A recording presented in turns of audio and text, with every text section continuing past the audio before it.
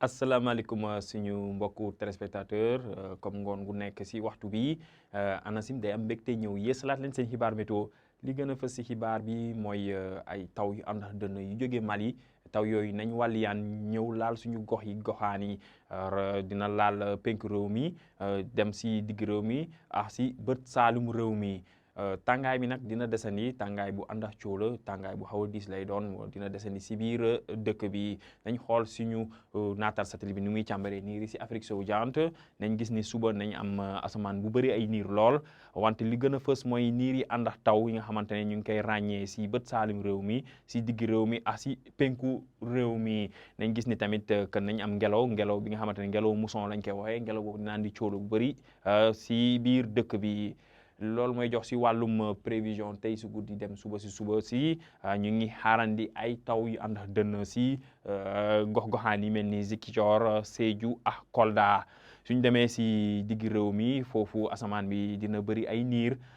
si penku réew mi tamit asamaan bi tamit nañ ko ràññee ay niir yu bëri suñ demee si sow réew mi ak si bët gànnaar réew mi nañ am ay niir yu wàlliyaan si guddi si dem suba si wàllum température bi tàngaay guddi la ñuy gën a nemmeeku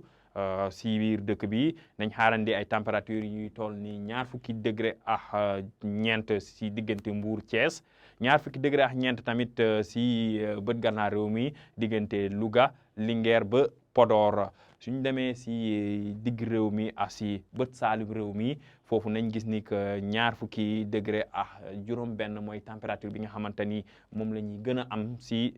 gox-goxaan yooyu Dakar nañ fa xaarandi 20 degré ak juróom benn suñ demee ci Ziguinchor 20 degré ak juróom wante suñu xuusee si penku réew mi foofu nañ gis ni tàngaay guddi gi foofu lay gën a tare rawatina si gox-goxaan yi mel ni Bakel ak Matam foofu ñu ngi fay xaarandi 20 degré ak juróom-ñeent suba si ngoon si comme ni mu ko waxee si njëlbeen mi ñu ngi xaarandi ay taw yi ànd ak dënd si penku réew mi taw yooyu nañ wàlliyaan laal digg réew mi ak si bët saalum réew mi taw yooyu dina ànd ak dënn mën nañ ànd ak tamit ngelaw bu xaw a fort tuuti suñ demee si sow réew mi foofu diggante Mbour Dakar ba Thiès foofu nañ gis ni que asamaan bi dina am ay niir yu bëri tamit nañ ko ràññee si bët gànnaar réew mi si wàllum température bi nañ am toujours ngelaw géej bi nga xamante dina dina wàññi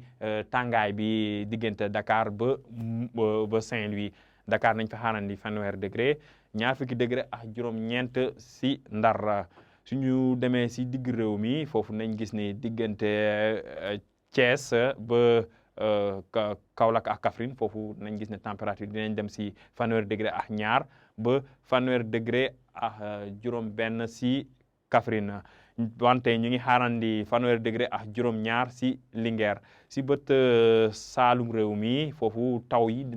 bi yu ñuy xaar moom dina wàññi température yi nañ gis ni que diggante Ziguinchor ak Sédhiou foofu nañ fa xaar 20 degré ak ñaar 20 degré ak ñett si Kolda 20 degré ak ñaar si Kédougou wante tàngaay bi fu ñu koy gën a nemmeekoo mooy si penku réew mi ak si bët gànnaar réew mi penku réew mi suñ jëlee diggante Bakel ak Matam foofu tamit tàngaay bi dina xaw a tar wante tàngaay bi fu mu gën a taree mooy si gox-goxaan yi mel ni Podor foofu ñu ngi fay xaar 40 degré si température kon mbokk yi si tënk suba ñu ngi xaarandi ay taw yu ànd ak dënn yi nga xamante ne dañ leen laal penku réew mi di wàlliyaan dem si digg réew mi taw yooyu tamit nañ laal bët saalum réew mi suñ demee wàllum tàngaay bi ànd ak cóolo moom tàngaay bi xaw a diis moom nañ ko nemmeeku si gox-goxaan yëpp wante tàngaay bi fu muy gën a tare mooy si bët gànnaar réew mi rawatina si Podor moom fa xaarandi 40 degré mbokk yi li la ñu amoon pour jox leen si xibaar yi ñu ngi leen di dox dig jaje ba suba wasalaam